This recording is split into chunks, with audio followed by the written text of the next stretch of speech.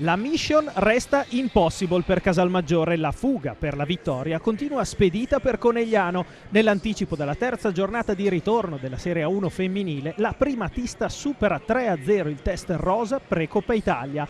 Al Palaradi di Cremona davanti a 3.250 spettatori, le ragazze di coach Daniele Santarelli si prendono anche le briciole. In campo è duello tra i sestetti titolari e entrambi i tecnici hanno necessità di rodare le migliori in vista della scalata al primo trofeo del 2020. Il set inaugurale è già un monologo delle campionesse del mondo che prendono subito le redini del parziale e chiudono 18-25 grazie anche all'efficacia al servizio. 5 ace con tripla calata da Rafa Folì.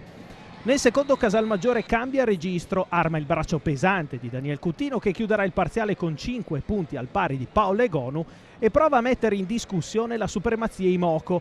La Chiosa arriva sul 23-25 con tanti rimpianti per le rosa e il passo deciso di Conegliano che torna presto ad ingranare marce troppo elevate per la VBC.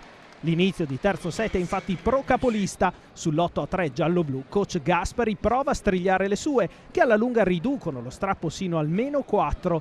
Non va oltre Casalmaggiore, Wolosh manda 4 attaccanti in doppia cifra e il 20-25 che sigilla il successo corsaro rende il giusto merito alla prima della classe, sempre più in fuga e già carica a pallettoni per la Coppa Italia e per il dentro-fuori di mercoledì contro Chieri. Per le più Pomì, invece, la prossima montagna da scalare nella gara secca dei quarti di finale porta di nuovo a Scandicci.